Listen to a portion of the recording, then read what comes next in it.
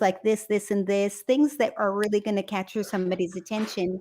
And it was, I felt crazy cost effective, very, very helpful, because we really did have something to say. And otherwise they would have just seen the name and the picture and that was it, unless they actually clicked on it. Why would anybody click on it if they don't know anything about you? So that was so helpful. I remember also in the early days when I was advertising for the Library Hotel, just buying the Google for the brand names, and it was 100 to 1, and I was like, I hesitated doing it. I said, why do I need to advertise when people are already Googling my name? But you know what? I could not argue with the fact that instead of clicking on some OTA, they're coming straight to our website, and they're definitely going to have a better opportunity for conversion. So it was wonderful, but then all of a sudden it became like $3, $4 instead of 30 cents. Yeah, right. And that makes a huge difference. There's such an opportunity right now in a lot of these different programs, whether it be in CPCs or in MetaSearch, SEM, and so on, to take advantage of the low cost per click, a very high click-through rate, which now you have to be cautious of, because that high click-through rate is attractive. I want to get the clicks. That's why I'm there, right? But the more clicks you get, the more it is going to cost, even at 30 cents per click, right? But so your volume increases, but you're getting a really high click-through rate and relatively high conversion rates right now. I'm seeing all of those numbers pair up very nicely to, like Lauren was saying, to create these obscene returns on investment right now. It's an opportunity to gather that information, get some historic data in place, because guess what? They are not going to stay this way. Those costs per clicks will go up. Yeah, and you know what? It also depends on your availability, because for us, I definitely found that if we were in a place where we we had pretty high occupancy, so room type availability, like if you were looking for a king bed, I might not have had a king bed available. Maybe I had a queen or a full size beds, left at that time, or the rate was, sometimes we charged $100 or $150 more than the hotel next door. And so sometimes that conversion would not be there. Sometimes people were looking for a room with 2 beds. My hotel doesn't have rooms with 2 beds. This one example. I mean, some of the hotels did and some didn't. But the hotels that had a large variety of room types available on any day of the week that you went to look for, that had a much better chance of converting. So I would definitely, you definitely spend more if you can for the days where you have wide availability, because you're just burning through clicks if you only have a suite left at $600 a night, and that's not everybody's cup of tea. But you don't know, in search, you don't know what date they're searching for. That's true. That's true. Is there any way you can, for that day or that night, or for 3 months? You do. Is there any way you can target for what time period they're searching for? On MetaSearch, I can. Sorry. That's actually one of the new toys that Google just released within Google MetaSearch. Is I can be specific to the time that they are stopping for. That's amazing. Yeah, which creates some really unique opportunities with what you can do with it. Now, MetaSearch is sensitive to your inventory to begin with. So if the only thing that you did have was a suite, that's what they would be putting out there to sell, and probably wouldn't sell, right? They're probably not going to book that on MetaSearch for $600 a night. But what it does allow you to do is to start looking at your need periods. I especially like this when we talk about programs like Google Promoted Properties or TripAdvisor Sponsored Placements, where somebody searches hotels in New York, and do I want to come up higher in that ranking order? Well, now if I can look at that and base it upon my need dates and say, hey, you know what, mid-September, we're at really low occupancy, we need to get some more in there. Yeah, that becomes very effective. Now, we do have to remember that that has a different return, right? It's a non-branded search term, effectively, is what that is. It's new business, it's new revenue, but it's not going to return at a 130 to 1 by any means, right? It is going to have lower returns. Not even close. Exactly. Yeah. So we have to understand what that is. But it can be very useful when used right. Yeah. I do want to bring up. Go ahead, Steph. Go ahead. I'm kind of going backwards a little bit on the channel mix. I think the other thing that we've been looking a lot more at is understanding your channel mix against your comp set. So if you've got Calibri or you've got Demand 360, so like we've been using that more to determine if we're going to be running specific ad placement. So for example, if the comp set is getting whatever 8% occupancy from Expedia and we're already getting 12, then maybe they're whatever filters people are using. Because the hard thing is if people are searching on Expedia, you don't know what taxonomy they're using. You don't know what breakdown they're using necessarily. You don't get any of that data. So you don't know how people are filtering it to get to see where you are and where you don't. So if you're already outperforming the comp set in terms of, Expedia, maybe if it ain't broke, don't fix it type mentality. But if you are underperforming, then you're like, okay, maybe we need to, if the comp set's outperforming us in terms of occupancy by 5%, then yeah, we maybe need to put more in travel ads or look at different ways to increase our organic placement. So I think when we talk about your percentage of total like direct or total OTA dependency is only matters as it's relative to the comp set.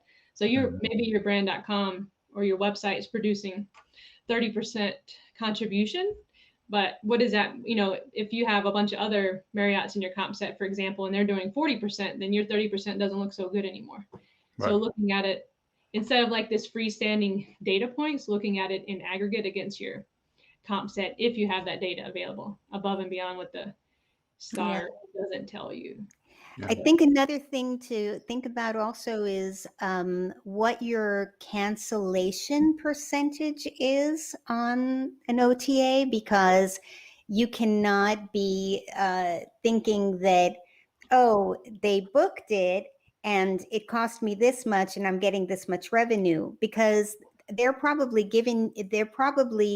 when they're reporting to you using the full revenue, which is probably including the commission, not the net revenue. And number two, they're not counting the fact that 30% of the people are going to cancel, or 50%. It depends on your situation and your relationship and how much you put into the OTAs in terms of non-refundable. I know, but there's so much on the cancellation. Like if the comp set's dropping their rate at the last minute and people are trade down because they don't have any, any penalties, it's really hard. And for us in the branded ecosphere, it's almost impossible for me to determine cancellation rate, again, as a comparative metric against what your OTA cancellation rate is. So it's one of those things I've been talking with Jennifer over at Calibri about, because I would love to be able to have that comparison data point. Because you're right, if you're canceling at 50%, I think, Lauren, we've talked about that, like incorporating that into your ROAS discussion. Determining the actual value of what you're doing to it. And to that end, I think we've had some perpetual discussions the past couple of weeks as well, is our marketing ecosystem right now is definitively different. You're talking about your comp set, and I'm kind of smiling because the star reports and things that are being used in comp analysis are blunt instruments at this point. Yeah. They're just like, is my ADR at my time frame 28 or 7 days in comparison to my chosen comp set better or worse? It's like the nuances of your indexing and everything else. Yeah, it's not there. And so you're kind of just fuzzy, through fuzzy glass looking at your comp set from that perspective only. You really need to, what you're saying, look at what you're actually gaining and garnering from all your segments in comparison to them, your channels in comparison to them, and see whether or not you're beating or losing in comparison. Also, too, and it's weird to say, is that I don't know if anybody's taking a hard look at their comp set given the changes that's happened in their market. A lot of times, well, not a lot of times, one time in particular that I can say firsthand is it was just whacked and way off. The two of the hotels were still closed. One of them was a non-comparative box option that their market demand for what they were being compared to wasn't there anymore. And so their analysis of their place in market was just totally not, it just wasn't even close to being what it should be. So, that. In Demand 360, you can have multiple comp sets. So a lot of our hotels, we would keep this star because it's too painful to change the star comp set sometimes. So we'd keep the same comp set in demand and then add a secondary comp set in demand. So you had a little bit more comparable measures, but I agree. And there's some of the hotels on Star, like they don't report out their, breakout of like contract and group. So it's like, it's just like, I know it's like the golden star and all things. And I know that's what owners look at, but it's super painful for me to try to use that as some type of metric. And I think there's some agencies out there that'll say, oh, if you do SEO, you'll see it on your star report. I call bullshit. Yeah, it's true. So, it is, but yes, that is not a. You can do all the right things in the world from an SEO standpoint, and still your comp set would outperform you. If they've got base business that you don't, or they've got whatever group, or there's so many metrics that go into play into with that star report. I'm like, that's such a false statement. And the part that they don't include in their conversation is that you as a brand are always compared to your brand family. So by introducing your product in front of them as for what you represent as brand, also brings in everybody else in that conversation. Should you have rating consistency issues, inventory availability issues, proximity to their event issues, there's lots of things. You're literally introducing the very same people that will take the business from you on the merit of what brought you in front of them, which is like, I'm a flag property. I have this consistency of brand product, whatever.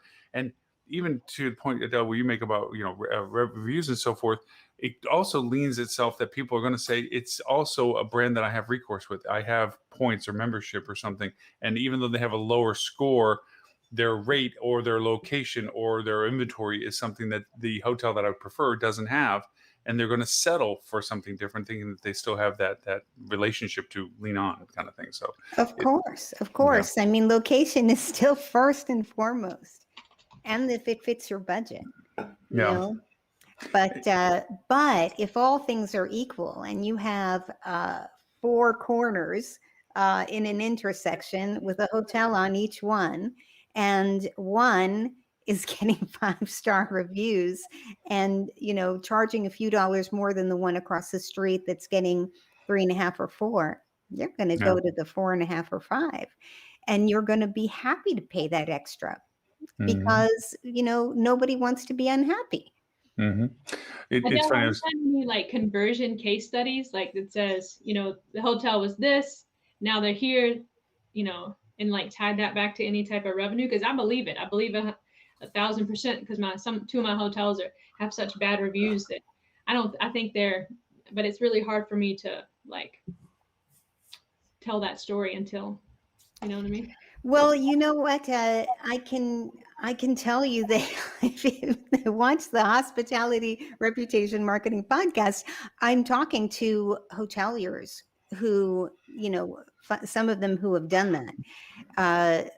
Like, for example, Christine Trippi, before she became a trainer to the world, she was a general manager at a hotel that had gone into the red zone in terms of guest satisfaction, and she was meant to go in there and clean up, and everyone told her she'd have to fire a lot of people and everything, and just obviously the GM left because she replaced them, and one person decided to leave, and everybody else was just the same people that she had, and they had lost so much business during the time that they had bad reviews. And once they buckled down and started working as a team towards getting great reviews and became the #1 hotel in their county on TripAdvisor, she said she got every single one of those businesses back that defected to another hotel, and their RevPAR index was 212. Yeah, there was actually a study. There was actually a study that was done by Cornell University a couple of years back, and I don't have it in front of me, so I can't quote the exact numbers, but it did spell out a very specific number for each increase in your reputation score equated to an increase in your ADR. And it did a nice job of spelling that out. I'd have to Google it, and I can probably find it and send it to you. But yeah, there is a direct correlation between those. I would say that in most cases, you're absolutely right. And in normal environment, I also think there's a very much of a hybrid circumstance right now, and maybe in just defined markets or particular markets, that the demand is in such excess to the market that inventory availability is the pivot point for any decision process, because there are some ludicrous prices out there right now. Really are. Just didn't even know the rack that rate was on the back of a door prices. Like, really, seriously, that was on the back of your door. For those that, there's a rate that is established by law that gets on the back door. So anyway, of your room. And this is creating, I think, some secondary wave issues. For me in particular, I'll give you my personal example of it.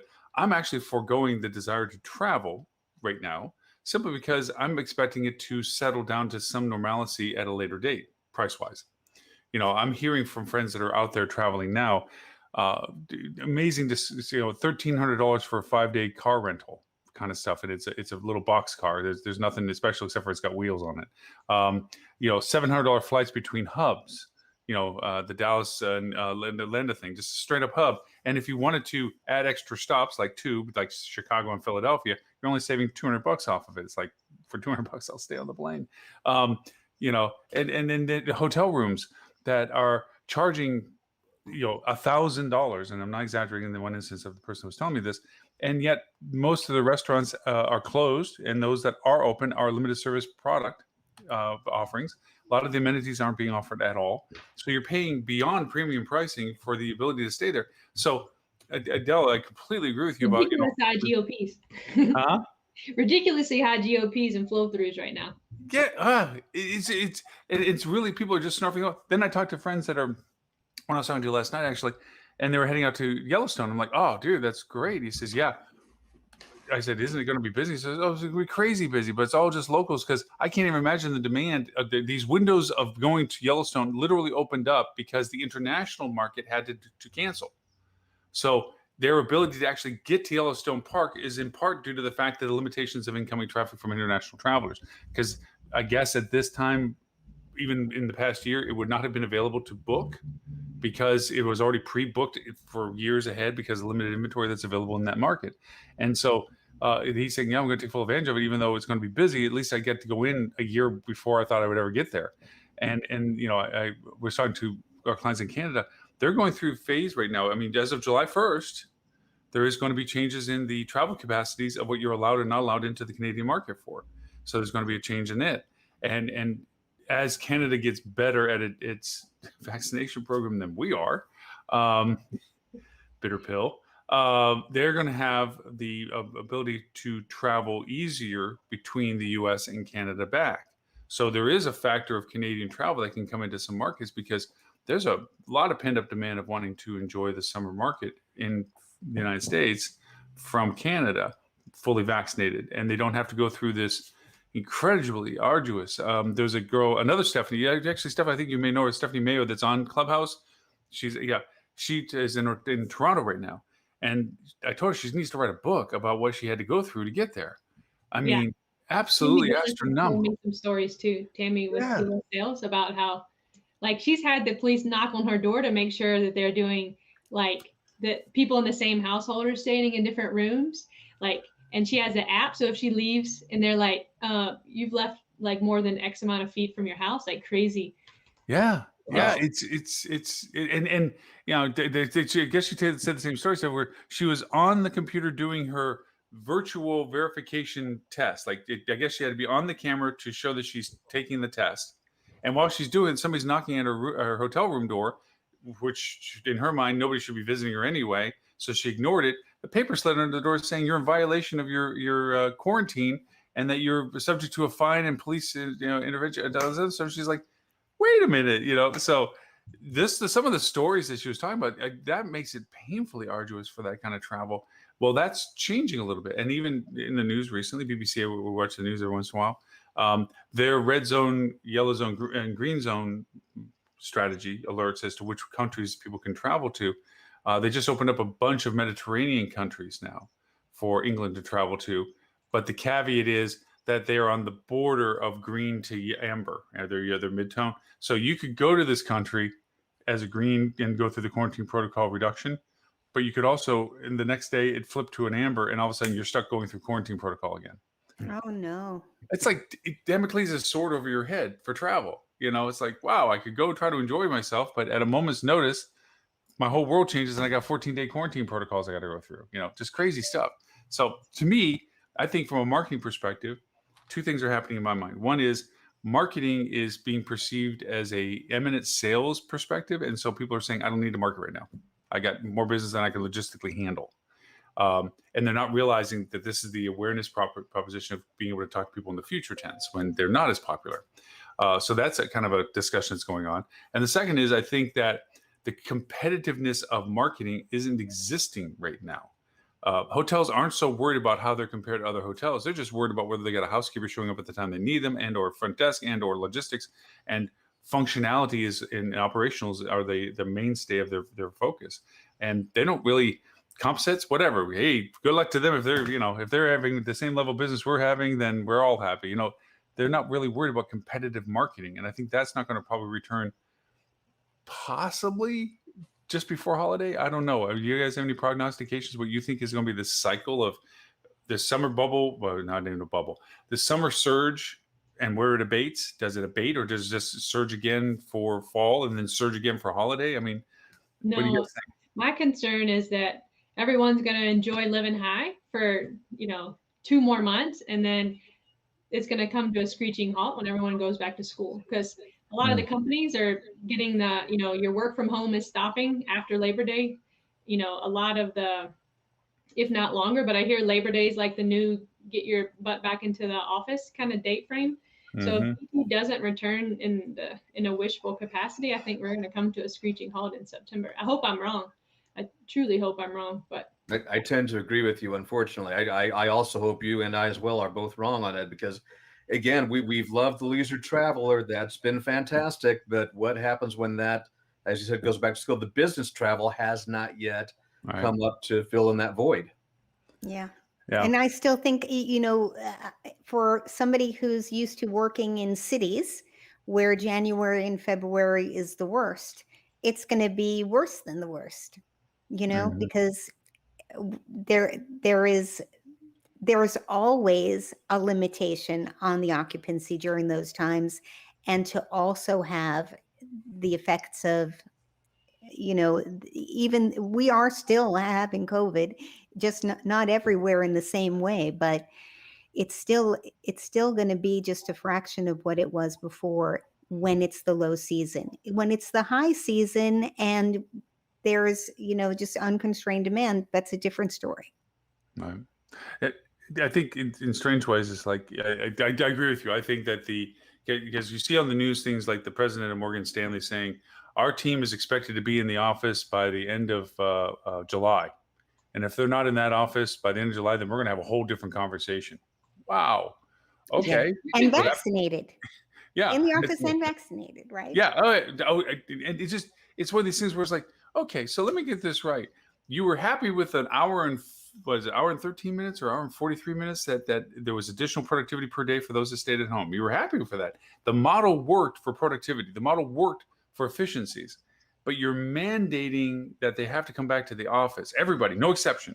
What happened to the hybriding stuff? I mean, I know even just talking with Ed that as they're rolling back into their protocols, they're fine with people working from home, but still require them to be in the office a certain number of days per week. Like for him, it's 2, so that there's still and I hate using buzzwords, synergy, that ability to dialogue, the old word is over the water cooler, which doesn't exist anymore. It is a thing. Over the smoothie bar, things that happen because of the interactivity that is in person it creates. And we all know that value. We know that exists. Yeah. But by the same token, you can't rely on it that is the divine spark for everybody all the time. There's some amazing creative things I think that have come through us all being at home as well. I just don't think they've been represented as historically valuable as they were prior to COVID, where people were having to, be in one-on-one situations for those conversations to happen, I guess. So. Well, every business will have to come to their own decisions on what's going to work best for them. Even if you're doing the hybrid, I'm sure that those people are going to have events and meetings and things that will stimulate our hotels as well. You know me, I got back on the road last month. Yeah. As I possibly could.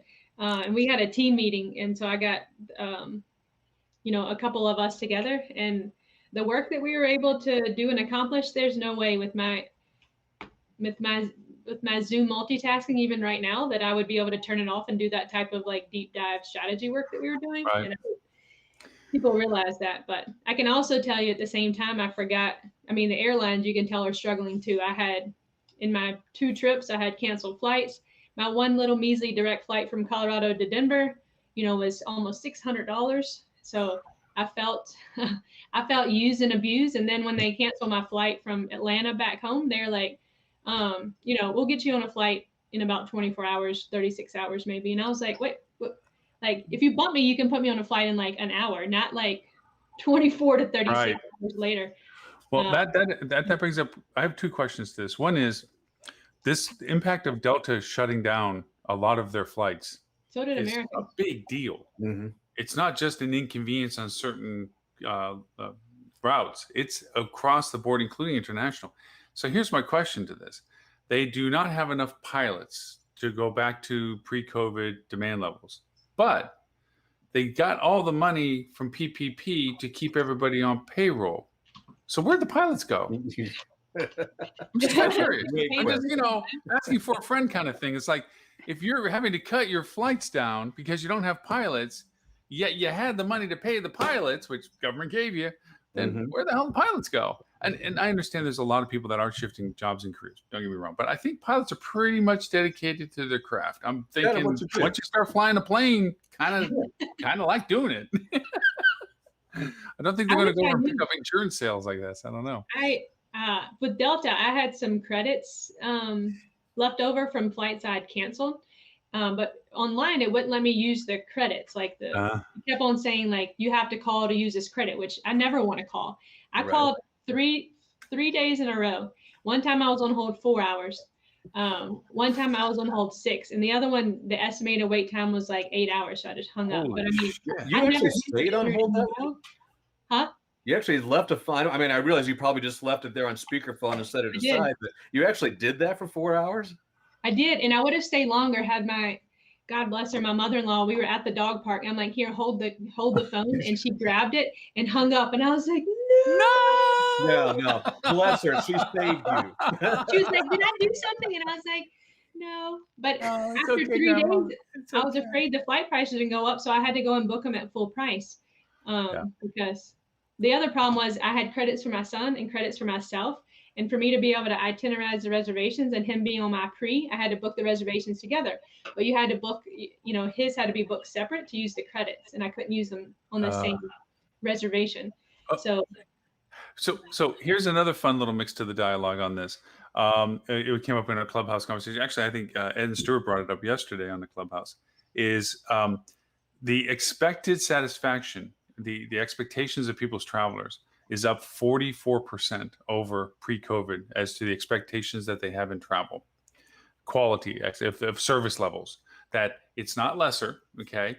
But you add also that people's expectations of service levels should be as also the same as it was pre-COVID. There is, it was almost 82% or something. There was some fractional amount of people traveling right now have higher or equal expectations to their travel prior to COVID. Mix that into the realities of what we're dealing with right now of we're actually worse in service, less in service quality, less in service capability, less in talent for us to do. So we're on the absolute opposite spectrum of what we can provide in comparison to pre-COVID services. And yet the audience right now is at an all-time high looking for be it better than.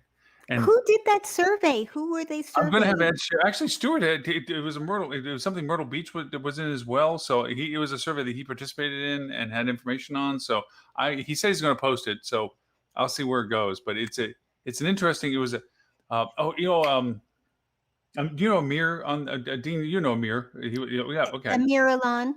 Yeah, it was his survey. It was his survey. Well, that's very interesting. It's hard to imagine how anybody would think that they're going to get better service than prior to COVID, Their expectation when is better service. everybody knows how challenged the industry is at this time. Apparently Everybody. I don't think that they do. I mean, I think like my family, I'm like the only person that works in hotels. So even throughout the whole pandemic, where I'm like, I know all these people have been laid off and furloughed. My family, I'm like, I asked my mom and my sister, I'm like, can you name one person that's been their job's been impacted by the pandemic? They could not name one single person except for me. I think that there's a whole subset of people that have no clue what's happening in our industry. But you know Yeah. what? I turn on the news every single day. You know, probably we have CNBC on more than other things, but every single day there are people talking about the hospitality industry and what it's been through and the recovery and what's reopening and what's closed and all the challenges regarding COVID. It's a story that I never had one day that I didn't see somebody talking about But you pay attention to it because you care about it. Like there's, it. you know what I mean? Like That's possible. It's like a used car ad. I mean, if you're not buying a car, you're not paying attention to the ad. And yes, anything you hear hospitality or travel or service, you want to tune in. Now, But just in- as a in fair- human being, I'm going to restaurant after restaurant and restaurant. So I can't tell you how many times I've been turned away from restaurants where they maybe had 30%, 40% occupancy inside. Now, in fairness, by the way, though, to this expectations thing, if you're going to charge me $500 per night, yeah, I do kind of have some expectations. That's true. You better Mhm. figure your 100% stuff out right. before you charge me $500 a night. You betcha. And also too to this, and I know this sounds terrible to say, and I'm not trying to diminish people's perception. Until it happens to you, it doesn't have the reality of impact. And I say that from a perspective that we're watching their 2,300 plus mass shootings year to date, and yet because it's not either down in your neighborhood or in your local information, you don't realize the horror that's going on right now. Yeah. And I'm not making this as a dramatic statement other than the fact that there's this numbness of until it affects you directly. Okay, a personal example, me going out to a restaurant, going to a restaurant that we went out with friends, and the portion got smaller, the price doubled, there was extra fees that were added to it, and the service it wasn't even called service. It wasn't even that. It was some feeble attempt to try to get somebody's attention for something you ran out of an hour beforehand while you waited an hour to get to a table. They oversold themselves. They didn't have the service to handle the people and so forth. And we're sitting outside and everything else. And it's one of these things where they're giving you the attitudes like, hey, it's all the best we can do. Or, you get the definite opinion they're trying to make up for lost revenues. And I understand that. I do. I understand it. But geez, I mean, $8 burger is now $16 plus COVID cleaning fee, mandatory tip that even, we're party of two didn't count for. And all the other things that they want to tag to you. And the portion even got smaller and the food was average at best anyway. And you're sitting there going, wow, went from a $30 couple thing to a $60 couple thing. No, thanks. I'll just stay home and cook and have friends over. They're hurting themselves in that sense. And the service wasn't, even if the service was good, Yeah. still would have made up for it. Yeah, I was talking to Craig Poole yesterday, who is that's my upcoming podcast. Maybe even today it might be released. I was interviewing Craig Poole, who was a general manager of the year from the American Hotel and Lodging Association, and just a phenomenal hospitality leader. And he said he was coaching somebody who he wanted to help be successful as a general manager at another hotel. And he said, look, if you're not able to manage with your team at this high level of occupancy, you've got to bring the level of occupancy down until you have something that you have a system you can manage and everybody knows their place, and you have enough people to do everything that needs to be done to have it great, and then start to build that up again. It doesn't make sense to have your house on fire and have people miserable and leave. Both the guests and the employees are going to be frustrated by that. If you're building customers for life, bring it down to the level where you can handle it, because you're not doing yourself any favors. They definitely, and I know, Dean, go ahead, and I'll add Well, I mine. was just saying we've gone, we've heard this terminology over the past year of the revenge travel, right? People that are desperate and ready to go, and now it's kind of shifting to the revenge on the traveler, where hey, Yeah. I mean, look, folks, don't take it out on me because you've had a rough year. I get that it's been a rough year, and we want to help you out, but let me come and have a good experience, for crying out loud. Yeah. Well- You know what? I would like to ask anybody who's out there listening, who is a hotelier and has had examples of people blowing up at the front desk and yelling at them. I would love for you to reach out to me at Adele@AdeleGutman.com and share with me.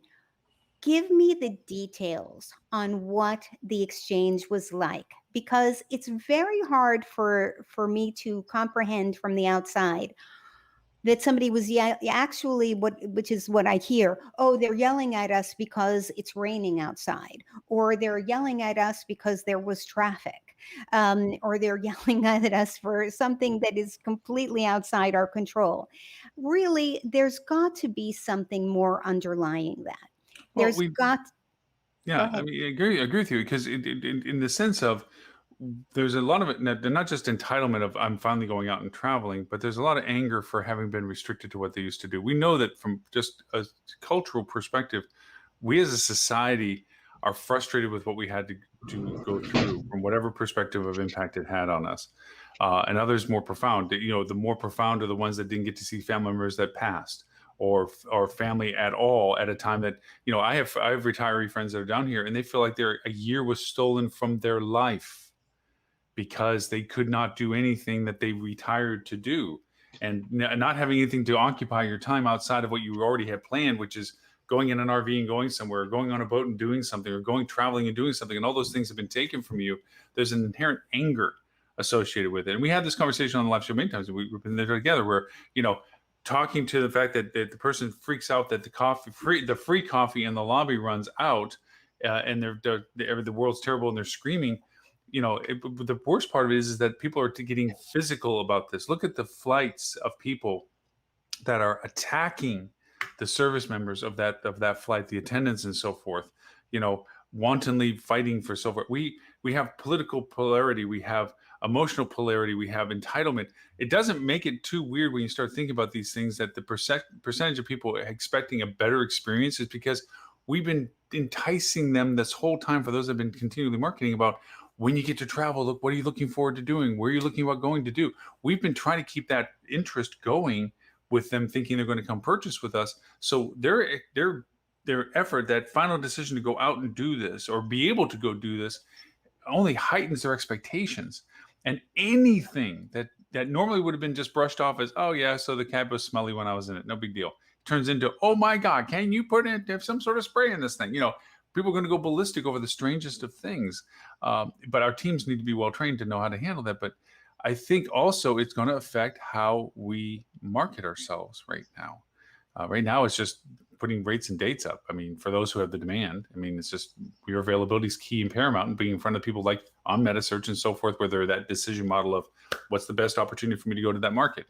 The brand loyalty, product offerings, and things, I think, are taking a farther back seat to prioritizations of, do they even have a room? First off, do they even have a room for me to stay? Because of the demand cycles. And after that, now let's see if it fits with what I need, or is it too far out of town? Yeah, there was a post from a general manager recently who said, actually, it was a director of sales saying, I'm alone at the front desk. There is one housekeeper and one other person. I don't know what it was.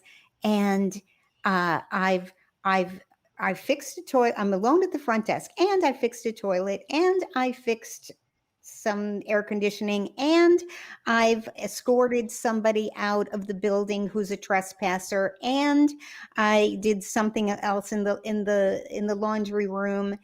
This is a director of sales. Is this what he signed up for? He's working his shift and more every day, and he surely must feel completely abandoned by his brand, by his management company, because he's running 90 something percent occupancy when he doesn't have the team to do it. Mhm. And, are the people from the management company coming in to help out? No. And that goes a little bit to what we're talking about, where, okay, so we say that it's very apparent that these companies are trying to make up for lost revenue. We know that.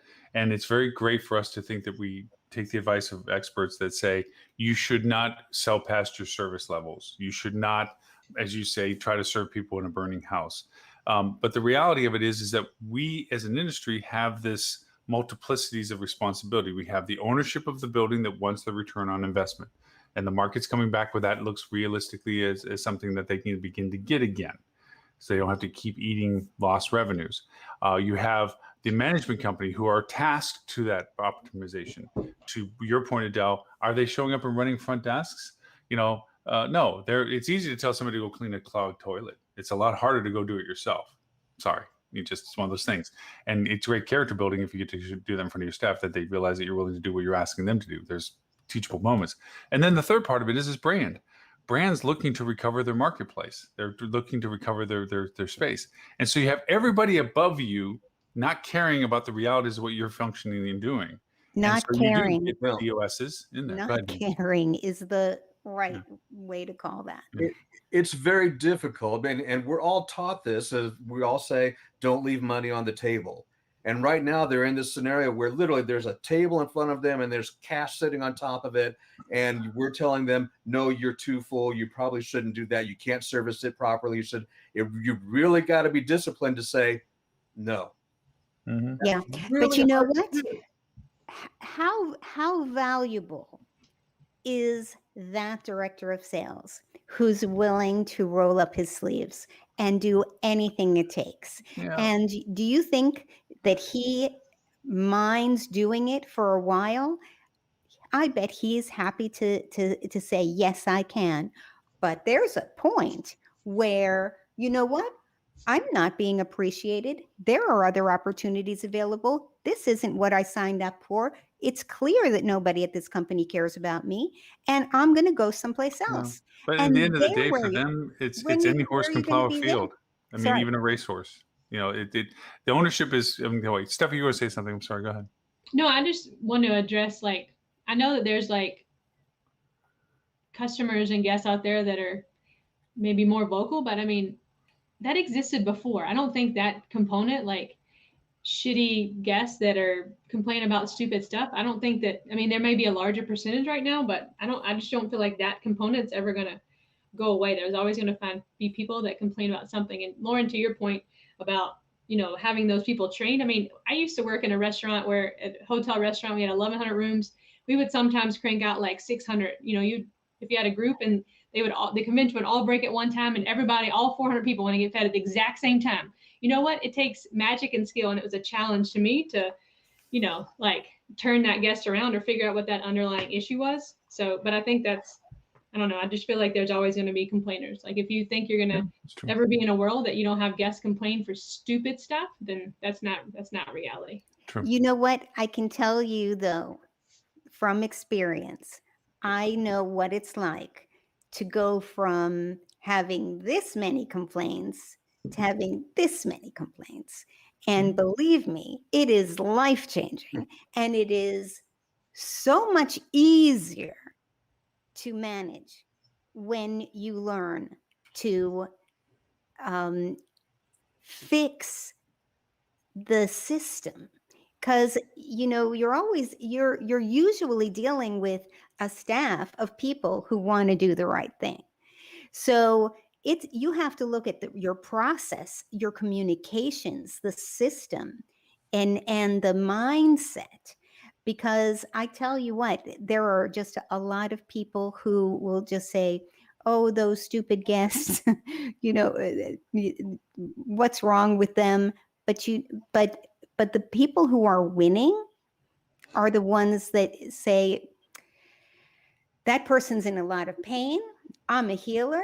I'm gonna help them feel better. I'm gonna help transform their attitude. And it I think- is a marvelous skill. I think also though, but we have a couple of leaks in our system that we didn't have as prevalent as before. I completely agree with you, Steph, in the sense that there's always going to be those people that are like, you can't make it sunshine enough on them. They're just not going to make Always. a difference. They're just mad, and they're mad for things we can't fix, and there's nothing we can fix that can make them not mad. But I think also our industry has a couple of things, and Adele, to your points, yes, it's good, but we are dealing with less soldiers now. A lot less soldiers, and we are dealing with people that take your DOS example. It's not a matter of them going to another competitor that might be offering something grass greener on the other side. They just might leave the business. They're torched out and they're Indeed. done, and they're not wanting to do what they were doing before. And a lot of people that were working in our industry, which as a stepping stone industry, have decided to just go and get the education they need while they have the time to do it and the monies to do it, because they're getting the aid that they're getting from the government, and they're literally not coming back to the jobs that they used to have in the process of what they're used to do. That being said, I think optimistically, as the money flows, so too. What is Stuart's favorite thing that he got? Where focus goes, energy flows. There it is. And so I think with it right now, as the cash begins to come back into some hotels, we're going to get a polarity of what the result is. There's hotels that are just going to take the money and coffer it. And then there's other hotels that are going to take it and use it for the vehicle that they wanted to do, the improvements they wanted to do that they couldn't financially do earlier, like improve their tech stacks and improve their marketing and improve their staffing and improve the logistics of what they did stuff with. And they're going to be the smart ones. They're going to take advantage of the fact that they have cash flow to do that, because a lot of good companies just were not in good financial position to make the changes. I remember talking to people, it was like, yeah, I get you, Lauren, man. I'd love to make my website over again. And I love to, we don't have the money. We're literally sitting on whatever cash we have to pay our overheads that we can't afford right now. Now that they have cash flow, I think that they might reevaluate the opportunity to address some of those things. So I think there's going to be opportunities. After they pay the bank. After they pay the bank. Exactly. After they pay their salaries.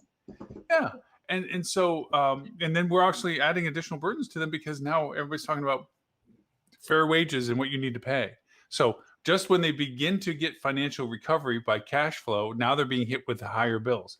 You got to have some empathy on their side too. It's easy to bash at the idea that they're saying make money while we can. There's money, to Dean, your point, there's money in the middle of the table. It's hard to resist the act, and they know that they're damaging, to Adele, your point, their long-term value proposition with their lifetime value guests. In some ways, they're willing to burn that currency to do what they want to do now for what purpose. We tend to highlight the ones that are just doing it in an abusive, self-serving way, like you're just pocketing the money. And like there's a ownership group that I deal with. One hotel is the Racehorse. It's totally in groove, making tons of money, way over the top. They haven't expanded the team for a couple of reasons. They can't find anybody. And secondly, they're not so eager to, because they're running so lean right now, okay, that they're making better margin. But by so doing, they're torching their crew there. The crew is going to probably end up quitting. They see that as collateral damage. They just see it as, you know what, we'll lose them, sure, but there's other people we can find, is their mentality. I'm not agreeing with it. I'm just saying their mentality is we'll lose them, sure, but we're going to get the margin we need. But it's keeping the other 4 hotels that don't have the demand alive.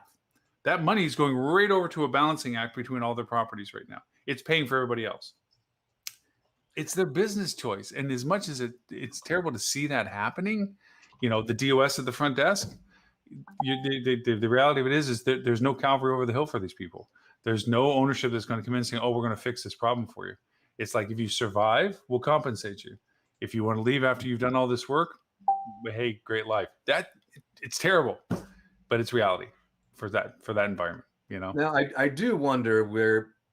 So we're in this situation right now where we've got a bubble in travel, and we hear about it on the news every day, like Adele was saying, right? There's not a day that goes by we can't hear about, hey, travel's starting to recover. Cruise ships now taking reservations and booked at X% of what they were, and all this exciting news and everything. And as we said earlier, we fear there's this drop off coming in the fall. But to what degree does our sensationalism of it right now actually help us? Because the more you talk about, kind of like we said, where focus goes, where focus goes, energy flows. I think you. that Okay. that's a Tony Robbins quote, but I'm not Okay. sure. But using that same principle, though, if we continue to talk about it, and I don't mean but just we, I mean the industry, the media, and everything. If we continue to talk about it and evangelize it, that hey, travel is coming back, does that make it come true? Does it become a self-fulfilling prophecy, if you will, and that tends to make more people want to travel? I don't know the answer to that, but I'm hopeful, knock on wood, that that's our saving grace come fall. But what are your thoughts on that? I think social media is incredibly powerful. That if we're putting out beautiful pictures of beautiful places and sharing experiences that are positive about our visits and places, people will go, "Oh, look, they're having fun doing that. I feel great about booking it because I can see other people are there and they're happy and they're content and they feel safe and they're getting good service." I think social proof is definitely one of the things that's going to pull us through all the way through to a stronger industry tomorrow. And the negative comments, not helping anybody. Yeah, it's a weird mix because I know there's screen fatigue going on for a lot of people, and as much as I'm a proponent of hybrid events and hybrid things, I also think there's a possibility. I'm not saying for certain, but the possibility that there's going to be a bit of a rubber band effect on people's technology engagements, unlike before. We've come very reliant on the communication mediums of what we use and do. And we still are in a culture of people wanting to overshare what it is that they do. Like, look at me, look at me, look at me kind of stuff, the selfie thing. But I think also for one of the first times we might have a negative use factor for people that they're looking for open fields and trees and mountains and grass and or venues that are not at home and things. I think there's that aspect. I think Steph is smart, that does dead on for there is going to be at least a cliff of some demand come after Labor Day. I think if timed well, the international market might soften that cliff, because if it opens up the way Canada thinks it's going to open up, the way EU is going to be able to reciprocate what it's opened up for the US traveler backwards, where the US is someplace that people can make the destination easier to. Because right now, we can travel to EU right now. We can go. People from EU can't travel to us. Right. It's a one-way flow right now. And so, and I've had some conversations with people over in EU on our Clubhouse and just friends we know, that are, I asked him, I says, do you think there's the ugly American perspective of people? Here I am, American, wandering around doing whatever you can't do in countries you can't go to. And he'd be like, oh, to the hell yeah. They're going to be upset with us that we can walk and frolic around because we got vaccinated. They don't even have vaccination availability, perhaps, or whatever it is. And yet they see us squandering that vaccination. We're almost at a dead stop now in vaccination protocol. I mean, they can't give this stuff away, literally, And meanwhile, other countries are starving to get their first dosages. They're in the single-digit vaccination protocols. The only thing that's holding Canada back in their timetables is the fact that they're getting vaccinations out. They've already halved our double vaccination percentage of population in the first month of them getting vaccinations.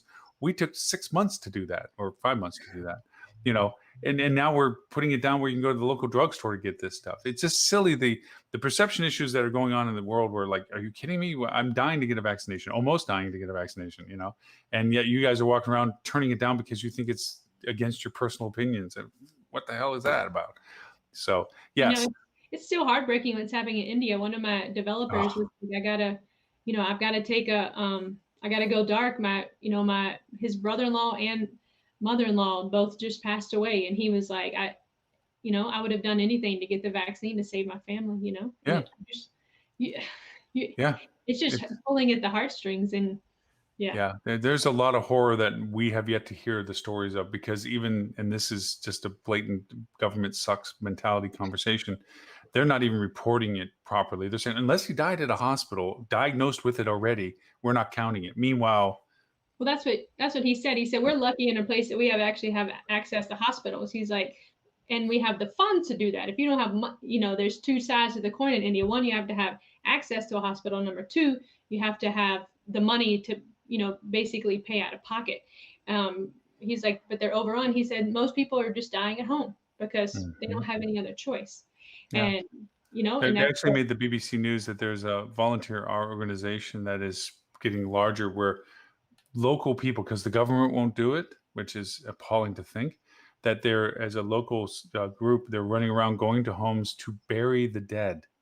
Oh God. Not bury the dead, burn not the a dead. government excuse me. thing. It's an infrastructure problem. They don't have. It's not. I mean, I'm sure the government could if they would, if they Yeah. could. They just don't have the infrastructure. Yeah, the government, there's a person that died in their little hobble of where they're at, and because of their status, nobody's doing it. There's no family to take care of the body, and there's literally this volunteer organization that's going over and accumulating these people that have passed in their homes, and to be able to give them the proper burial or funeral, pyre and so forth and so.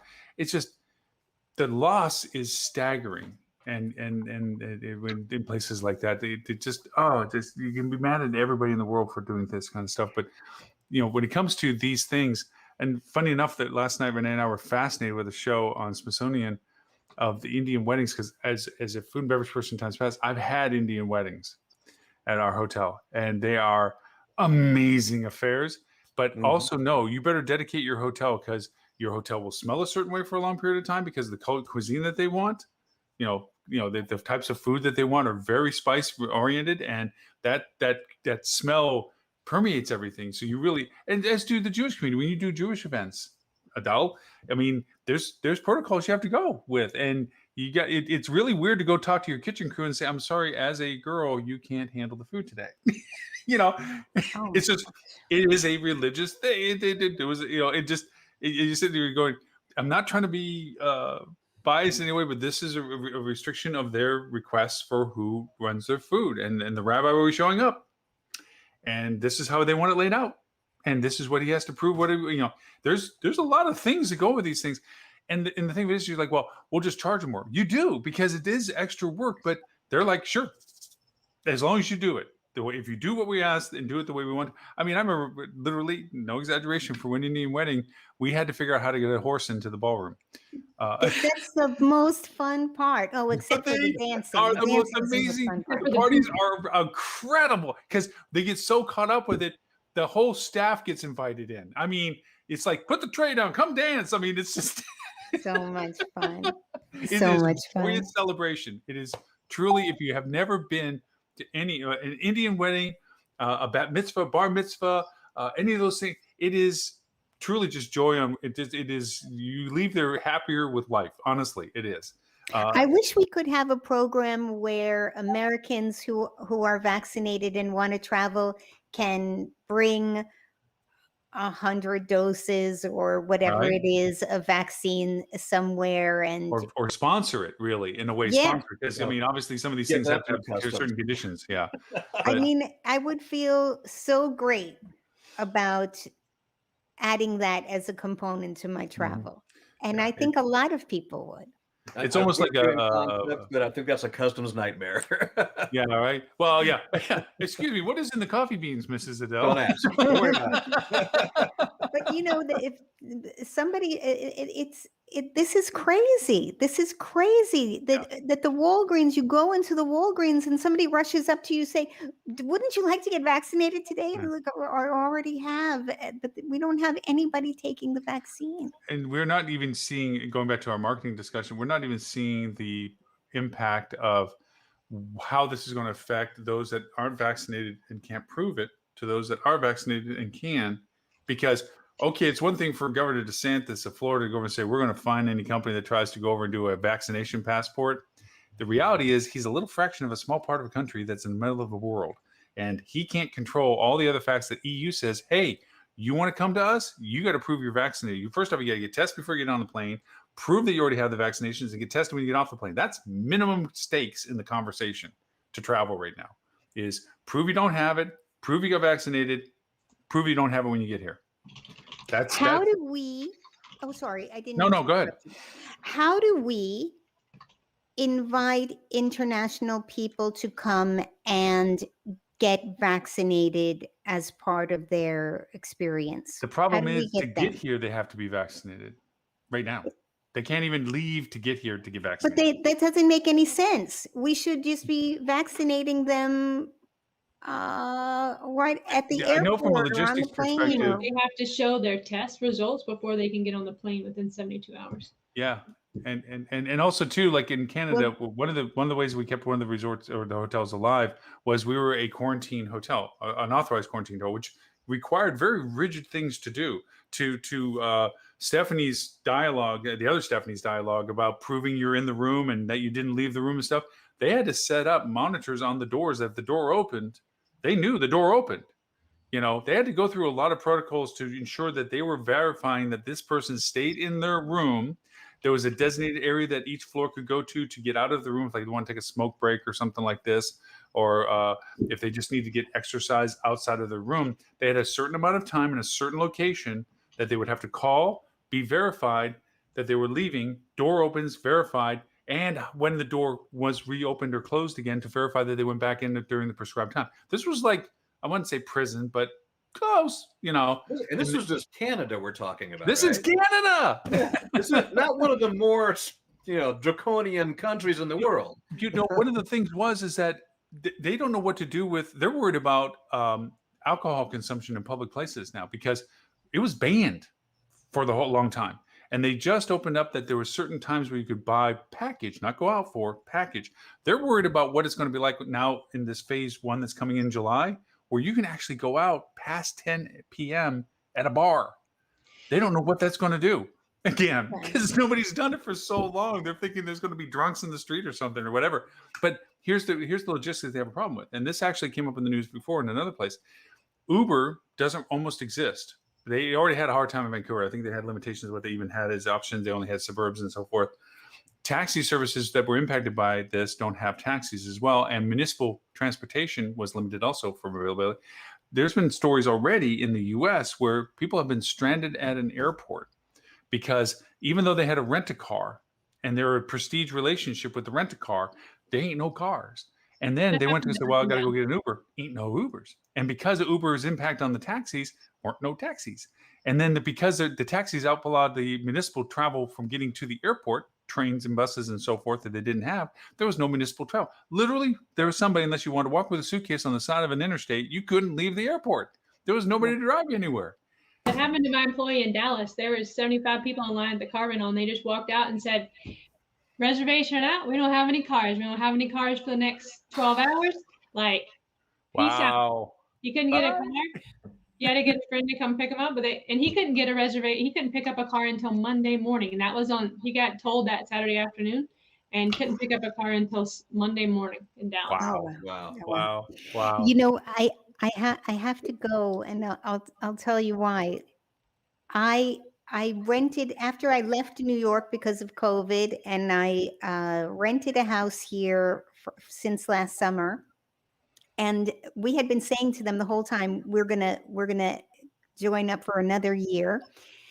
And everything was fine. And suddenly we got a note saying, oh, you have to be out in 6 weeks because we're going to sell. Because you know what? We just didn't expect that the market was going to be so high for selling homes now. We just have to take advantage of it.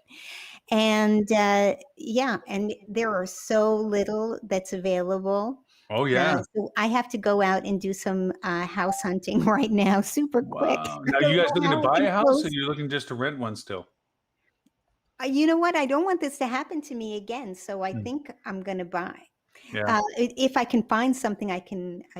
Well, I have the option of doing either. Whatever seems to be the right thing. Whatever fits, whatever yeah. we can find that makes sense. Well, the nice part is you've been able to spend enough time to enjoy where you decided you want to be. Because, the house, that's a whole other thing that from a marketing perspective for us, this relocation of population, we haven't really even seen the full impact of what that means yet.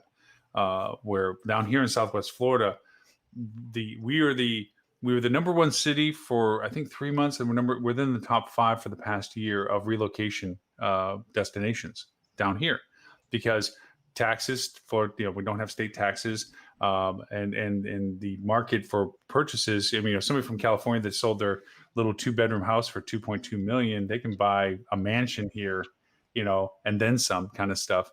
And I think the same effect in Dallas and places like that where it's the same. Yeah. And it just, and then the housing market everywhere is just amazing. But down here, literally we went over and we've been looking for a house for quite a while because we've been living in the condo and have rent our office space here, and we were looking for a house to kind of maybe consolidate it over time. The houses that we looked at exactly untouched 6 months ago are twice as much as they are now. Twice, mean no exaggeration, twice and It's more. true.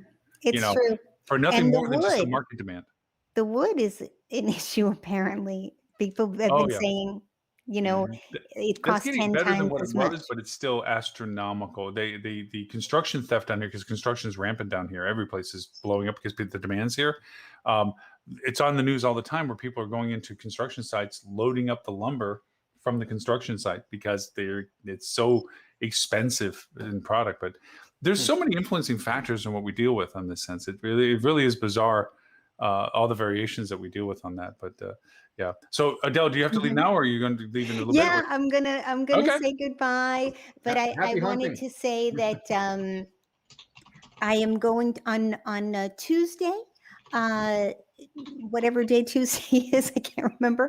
On Tuesday, I'm going to be doing a presentation for HSMA Europe at 2 p.m. Central Time, so it's like 8 a.m. Eastern Time here, live about dispelling myths about reputation management. There is so much false information out there that I want to clean up for people and see what we can put people on the right track again. So that's going to be fun. And on July 14th, there's going to be the Travel Industry Executive Women's Network is having a conference. It's part of BLLA, the Boutique Lodging Association, Women in Travel and Hospitality Conference. So I'll be speaking on that on Bastille Day, July 14th. Awesome. And yeah, and July 21st, speaking to the HSMA Los Angeles, but everybody is welcome to join in on that one as well. So I look forward to having everybody there, and most of all, come and watch the Hospitality Reputation Marketing podcast. Get great reviews. It's on YouTube and on what's the travel channel called? Hospitalitychannel.tv. Is it on there yet? Oh, so we broadcast live right now. Even as a matter of fact, you're broadcasting live on Facebook for EU already, as well as APAC. We do that with the show every week. We do that live as well. So. Fantastic. We've been on Xbox and PlayStation. That's how sad of a diversification we have. I'm going to be honest though. If you're watching this on an Xbox, if you got that Xbox in front of you, there's probably something else you got to be doing. You got to figure there's got to be something else you're watching. But we are broadcasting on Twitch for it because, and we can have this whole discussion. But Xbox and PlayStations are turning into their own medium of hardware. Yeah, that's true. Of Netflix, Hulu, all that's there.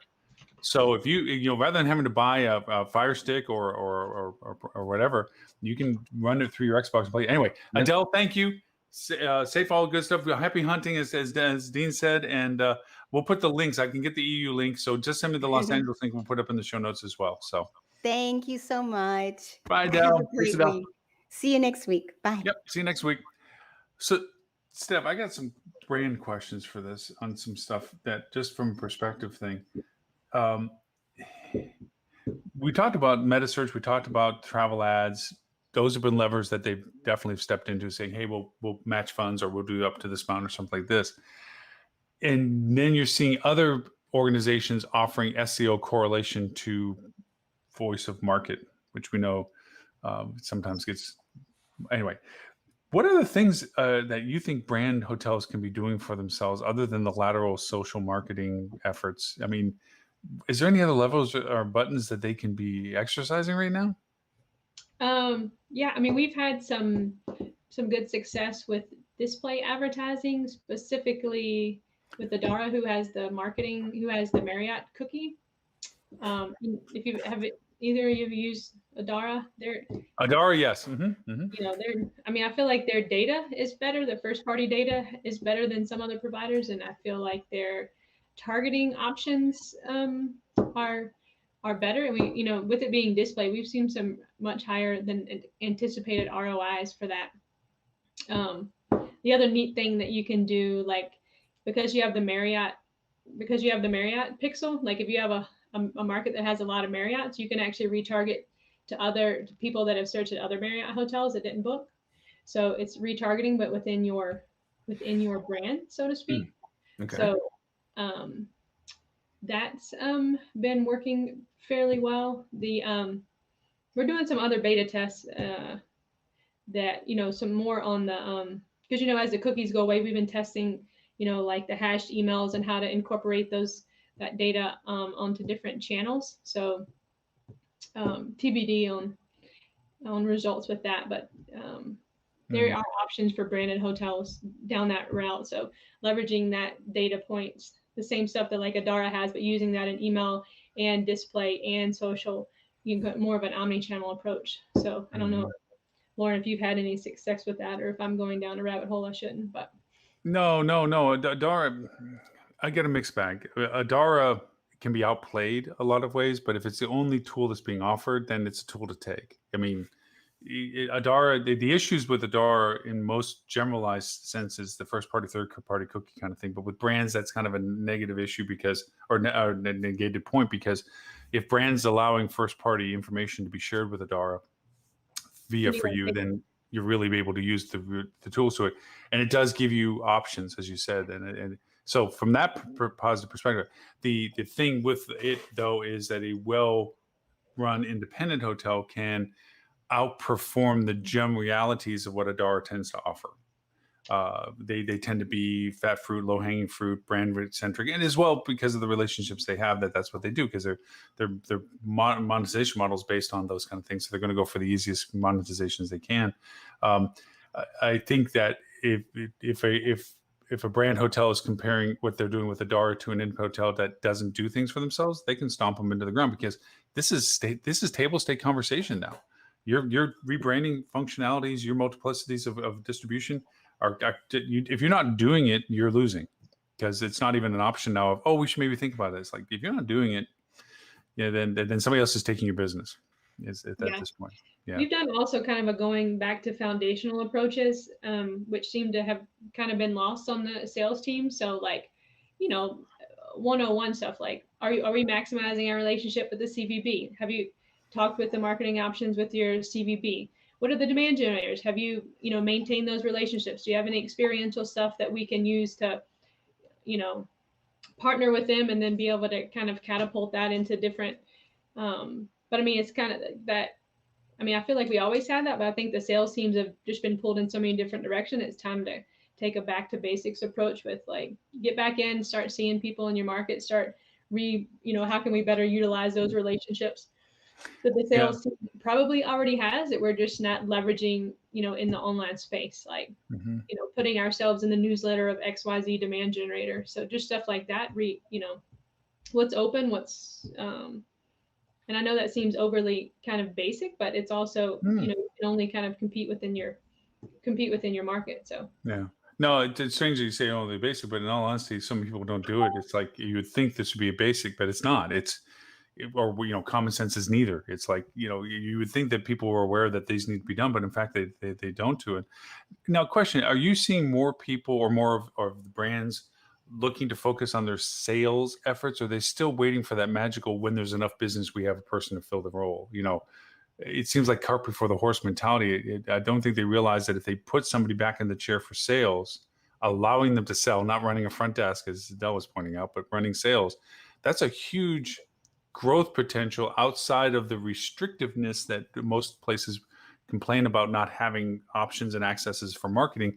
Sales is an open forum. I mean, chase what you can, And to your point, sales is a long-term relationship game. I mean, there's, just because you have a butt in a seat answering the phone doesn't necessarily mean that you're going to be able to move the needle in sales, right? Like, if you're not, people still, even with probably what all of you guys do, people book with who they like, and your product matters and your service matters, but they still like to have that relationship. You're not going to close that deal on the first call. And so many of those, I feel like a lot of hotels just brought back their salesperson like last month, and it's putting your feet to the fire in terms of, it's like, how much it's hard to tell the long-term impact of what you've lost over the last 16 months, not having somebody in that seat. True. And also too, and people don't really account that, or I don't think ownership or management companies account for this.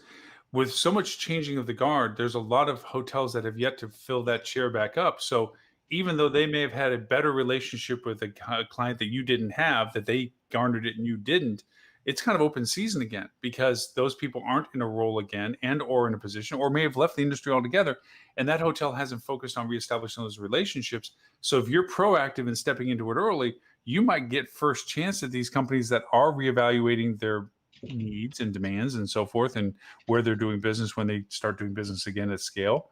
And if you're Johnny on the spot and you're creating that relationship, even though you didn't have it before, just because you're doing it and the others aren't, there's a huge opportunity of market share gathering that you can do just by being proactive in that sense.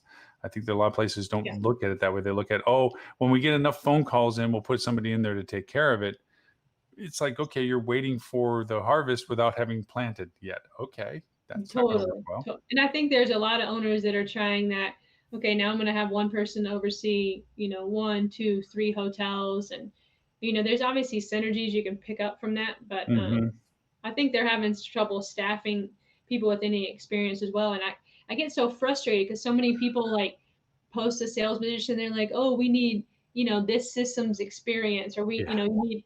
And I'm like, wow, that is so. Why is it 3 years? What's magic about 3 years? What's magic about 5 years? Where does that number come from other than maybe you felt that was asked of you when you first got the role? So you're, earning. My favorite ones where they want a 25-year-old with 15 years of experience, Good luck. Yeah. Aptitude. And man, you're hitting on the chord with me because I just had this discussion about, a lot of these companies are built selfishly. Here's a form. Tell us everything we want about you, and we'll tell you whether or not we have a position available. I'm sorry, what? I have choices to make here. I can go places. I have skill sets that are valuable to companies, and I have to prove that. First off, I have to give you all my information before you even tell me if there's something worth my attention from you. And then when you look at job descriptions, 90% of it plus, if not all of it, it's all about what the demands are. I want the 3 to 5 years experience. I want the college education. What's important about that? I'm not quite sure, because you could be a doctor of philosophy, for God's sakes, but that has no applicability to the job Degree position. in broadcasting, yay! Yeah, that got me far. Yeah, and all these requirements, and nothing about what the job is offering, the culture that you maybe have a great culture in, or the teamwork, or the compensation. What's so mysterious about talking about compensation before you even know if the person, because they've lost the perspective that it's a two-way dialogue. It's, we have a role. We got to see if you're qualified for us to consider you. Meanwhile, they're turning around going, oh, can somebody help us? Because we can't get any staff. You can't have both worlds. Either you're opening up to the idea that you can hire somebody I'd much rather hire somebody that has aptitude then they meet the criteria of numerics of, oh, they got the education, they got the years of tenure, because they could have been terrible at their job, but they sat in a position that nobody cared, so they didn't fire them for it. They could have been terrible at it, but they got 3 years in. They didn't do anything stellar. They just lived and existed and survived in the environment. So I think this is the time to really open up what happens. Go ahead, Dean. I'm just going to play devil's advocate here, because, by the way, I agree with what you're saying. But just to play devil's advocate, aptitude is difficult to measure. I can't put a specific. I can't put numbers to it, right? And I'll use a really good example. I can remember many years ago, I was with a company and we hired a guy that we thought had great aptitude. He was very personable, had all the traits, and it felt good. In my gut, this was a good employee. He was horrible. Okay. So how do you quantify aptitude? You can't. And that's one of the problems that especially these large corporations have, is that when that HR person goes to hire somebody and says, I want to offer this person the job, they have to be able to put it in writing and say, well, we hired him because this, and this, right? We can't say we hired him because it felt good. That's why I've been doing a lot of research on this, because in our hiring, I've made some, in the last year, maybe I didn't make some great hires, and I'm trying to learn from that. And I think that there are some tests like predictive index that will actually measure aptitude. I don't necessarily like the ones that are about like Myers-Briggs. That isn't what that doesn't Like, what necessarily color measure are you? And yeah. yeah. So, and there's other stuff like, I mean, there's a lot of different tests out there, but I do think there are tests that can potentially measure aptitude in terms of like, do you have a growth mindset? Looking for things like that. And there are certain questions you can at least try to determine if someone has the capacity or desire in terms of learning new stuff. But Yeah, it's funny you bring it up. It's like, yes, I think, and this is just me being biased to this. I think when you put up things like 5 years X experience, 3 years X education, or whatever, those are disclaimers for failure. Exactly. They're check boxes. Okay. Yes. Of, oh, well, he met all the check boxes, so you can't fire me for hiring them because Yes. it fit the criteria you told me I had to make sure they hit to do this. Meanwhile, they didn't go through.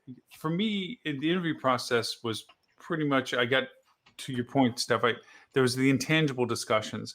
And I would do it in a very, but to me personally, but logistic way. First off, my team helped hire the person that was going to work with them. And even if there was going to be, we were hiring for the role of supervisor over them, they had an influence to them because culturally they had to fit in the dialogue. Didn't mean they had to be friends. Didn't mean that they had to go over and be the same, emotional stability or buddies or any or friendly peoples. It means that either they were respecting for what they were being asked to do, that they earned the right to lead them, or that they earned the right to work with them. That was their role in quantifying this person's position potential. Is they interviewed all of the technical stuff or all of the nuts and bolts stuff that they know day to day would be the part of this person's life. Like, can they actually do SEO if we were hiring an SEO person? Do they actually functionally know how to do this? Do they understand the terminology? Do they understand the process? Not that they're perfect with it, unless they're supervisor, then they should be. But if they're a team member, the nuance of the individual way we did things, they wouldn't be expected to know, but they should understand the basics to know what they needed to learn from there. My discussion with them when I interviewed them was I would create baselines questions. I would see what they were interested in by asking them questions of, what's the favorite thing you like to do kind of stuff? What is it when you relax? What do you like to do? And seeing how they emotionally get past their, I'm sitting in front of an interview, I have to answer a certain way, where they begin to show a little truism to their interests. I then started asking questions related to what we would be asking them to do and see if that truism of their reaction came in. Were they just as excited about telling me a great story about what they did well? Or was it a rehearsed dialogue that they wanted to make sure was said exactly the way they wanted it to, so that I would believe them? And you get a feel of whether they truly were what you expected them to be, or were they trying to portray themselves the way that they were expected. And that usually worked out pretty well. Very few people ever slipped through where the only people that ever slipped through that process with me that didn't work out was their work ethic. They were what we thought they were. They just weren't consistently that person. They thrived when they were interested and recoiled when it wasn't too much interesting. That I never found a perfect way to know that consistency of performance through that process. But that was the only Achilles heel that I came out of that, was that, these people were problematic in their consistency factor. But Lauren, you're probably like me. Like, yeah, you can ask the same questions and you can do the, in terms of looking for that stuff, but I still hire off gut. Oh, if yeah. I don't like you within the first 5 minutes, then my clients aren't going to like you in the first 5 minutes. There you go. And then it's something that's like, you see, sometimes you just like, I feel like I've always done that in my hiring, and especially when I worked in hotels and I was hiring bartenders and servers, it was all about, like, I don't care if you've never used micros. I don't care if, Right. I just need to know. I can teach you that. Yeah, that's all teachable. And I've even thought that way in digital. And sometimes it's almost harder to break bad habits than it is to create fresh new ones from scratch, right? But and that's why I used to, when I was in hotels, I used to love hiring people that had not worked in the industry yet, because they saw it from the perspective of the guest. It's like, I can see that I'd be irritated if I walked to the front desk and nobody was there. I could see I'd be irritated if my room wasn't clean the way you said it was going to be cleaned, or the server didn't come up to their table in time and stuff. And so if I put them in the role of doing that job or being in charge of that job, they're going to be motivated from that perspective. It's like, we don't want this to happen because I know that it's not right. And it's pretty cool. But yeah, to your point, to me, I always used to say, the only thing I can't teach is motivation. At the end of the day, everything else is scalable and scalable. I've said the same thing, but I need the desire and capacity to learn. That's the part that is the hardest definable, because the only way that I've been able to do that is almost get really granular focus and say, so what made you want to do that? And if so, what kept you wanting to do that even after you learned what started your reason to doing it? You know, like, okay, if I was interested in doing something, when you got to the point that you understood at the level that was your inspiration, why did you continue on? What turned from a passive interest in SEO to a passion to do it the best? You know, where did that transition point happen? And that's a hard one to get out of as an answer from somebody, because they themselves don't know the answer. You have to get it out of the way they tell the story. How did they go from I learned what I wanted to from my interest to now it made me learn what I wanted to do better with it? And that only comes from them telling stories. I'm a big story interviewer person. Like, yeah, let's spend all the time in the world till you're totally tired of hearing me talk. But during the pandemic, I talked to a lot of people that wanted to transition from sales to, digital.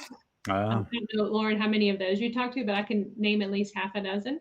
Oh, And yeah. I'm like, okay, so you've been director of sales and marketing for the last 20 years. Cool. Love the Like, air quotes. It's so true. and I'm like, what did you pick up on? Like, you had to have some interactions. You've had to oversee an agency. Like, what have you grasped? Like, what does digital marketing mean to you? And I was flabbergasted. Like, if you actually had this desire pre-pandemic, did you, and you can't even pick up on like the basics of what marketing like means to a hotel.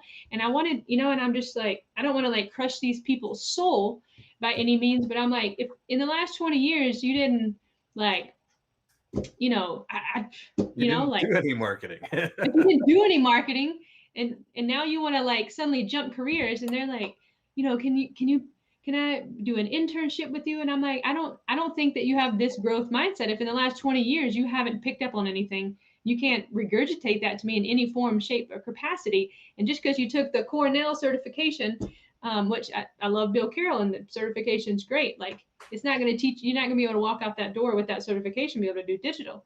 No. And, You hit it on the head. Yeah. I'm sorry, I wasn't the one to help you. No. You hit it right on the head, because it is very true.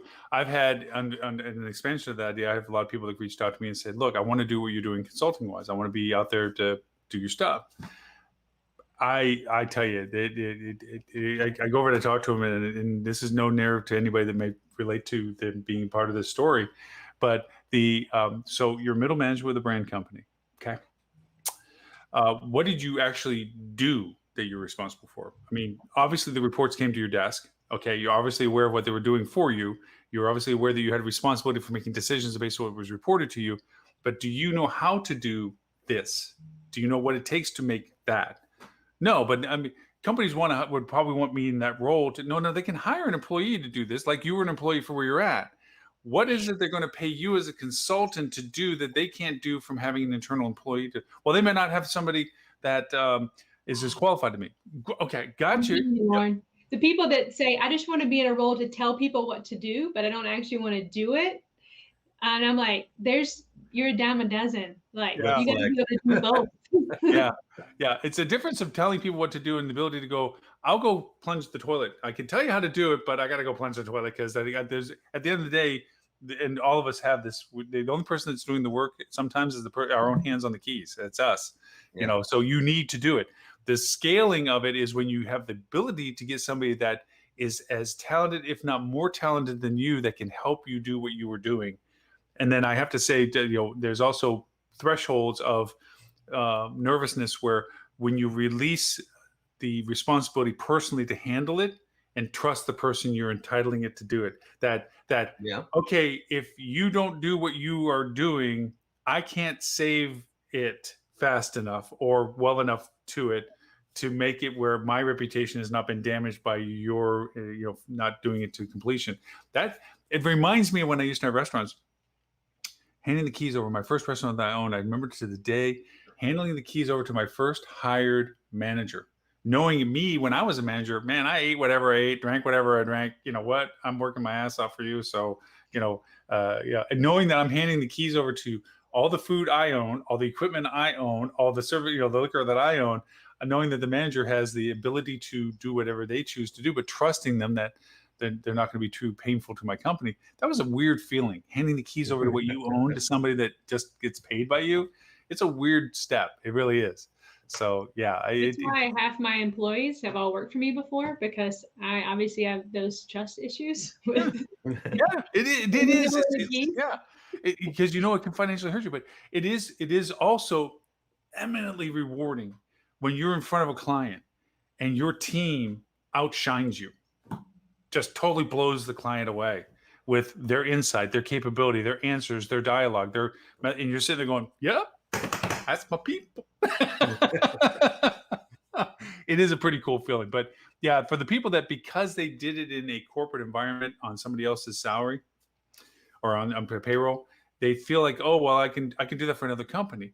And telling them the distinction of doing it for them as a consultant is that you have to be there. It's also, it reminds me too, is when I first started being a food and beverage director at a hotel, my first job going to another hotel as food and beverage director, because everybody up to that point applauded my success. They saw me where I started. They were happy that I got to the level that I did, and they were supportive of me. When I walked in the door of the other hotel, the expectation was, oh, so you're the new food and beverage director. You had to prove that you earned that ability to walk in the door with that title. Not that, you didn't have all the history to help you with that. So same too, when you as a consultant, when you walk into the room, you have a bullseye on you from everybody else in that room that thinks they know what you do. Mm-hmm. And it's true. You're the new guy every time. Yeah. And you have to make sure that they're not. They feel a lot of people feel threatened immediately from exactly. From the moment you walk in the door. Yeah. And we all have our techniques of doing it. Mine is, when you read the room and you see who's really responsible for the decisions you're talking about, it's not necessarily the boss at the head of the table. It's who he relies on. That's the authority to him that tells him whether or not you're full of crap or not. But also listening to those people and knowing when you can support, because you're the new voice. They've been the white noise in the background. They've been saying the right answers perhaps all along, but nobody's listening to them. Then you come in and say the same thing they're saying. They're going, what the, I've been telling you this for 6 months. And because this person that just walked in the door today says the same thing and they're oh, well, that's a brilliant idea. It's amazing you suggesting. You're sitting there going, what do I think I've been doing? Well, giving credit to them.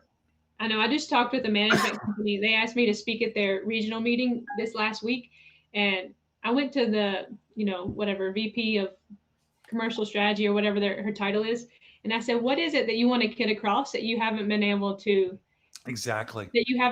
convey? So, I want to support you in what you've been trying to get across, and either say it from a different perspective or say it a little bit differently or whatnot, because I knew that there were some things where she was just frustrated with not being able to get people on the same page or get somebody to listen to her. So it was more of about, okay, like, I want to make you look good. Like, what do you want? What is it that you want me to say? And that is but you have to have somebody it's a delicate conversation to have. It is, because you're basically coming into their sandbox and you are taking their authority away, even if it's temporarily.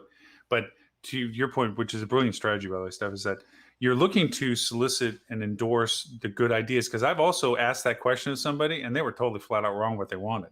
Like, dude, they ain't going to work. Okay. And now you're faced with God, I don't want to embarrass them in front of their team members by being contrary to what they've been saying. But by the same token, I need their support so that they buy into what I'm saying they should do.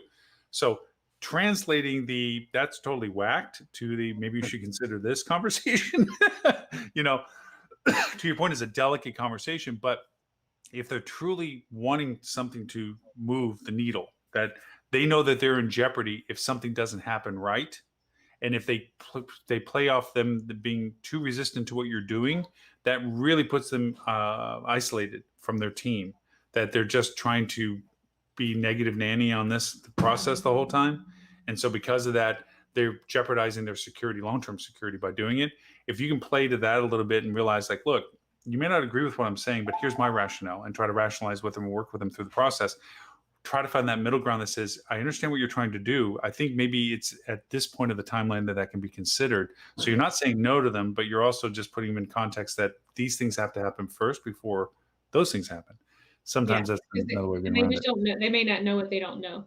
I wrote an article when I was talking with a lot of new consultants during the pandemic that I wrote I dropped in the chat. I saw that. Appreciate it. I'm going to put that in the show notes as well. It's a delicate balance because ultimately, as a consultant, you're there to create a solution for whatever was the inspiration for your participation. And it's not there to talk about how smart you are.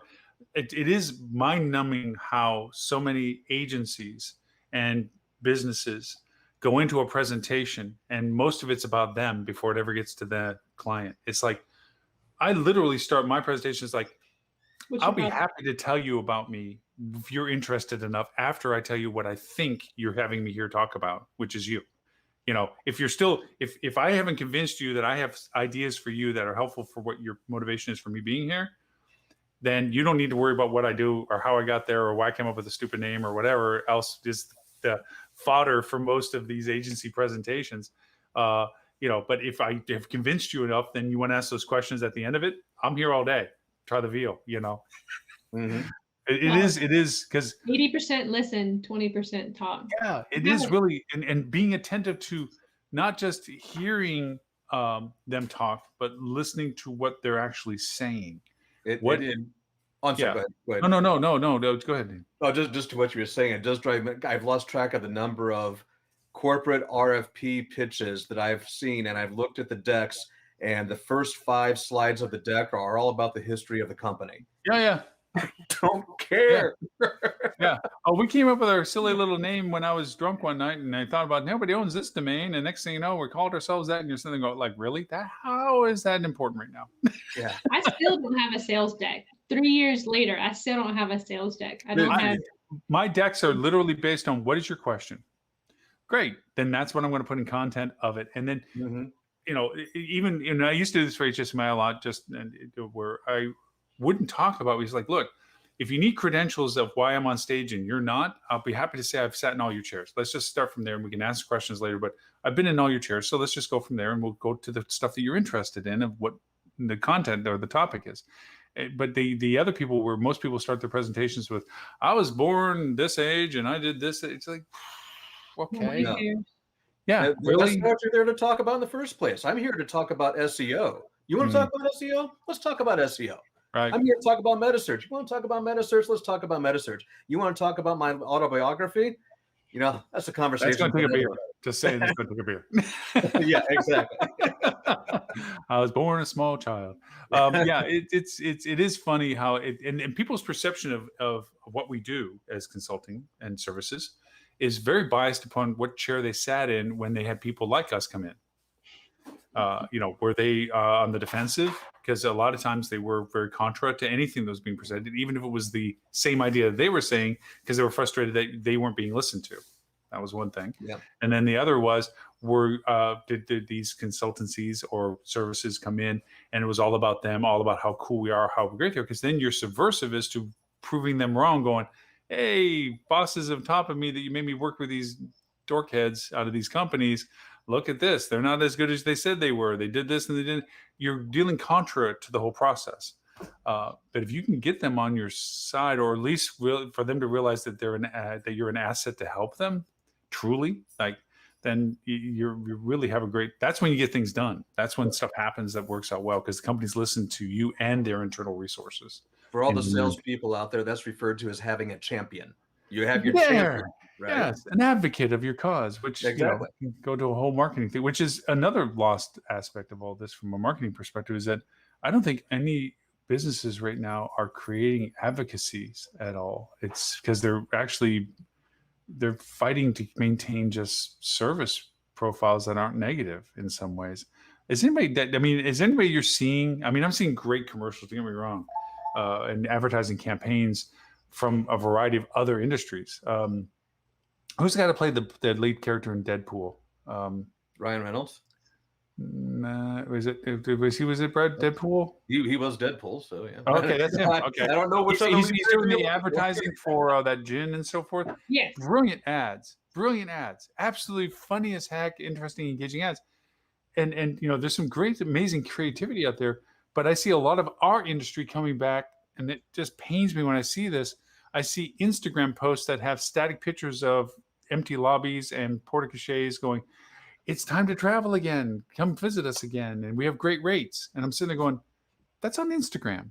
It's about as tone deaf as you can possibly be on a platform that has no interest on static pictures and pitches.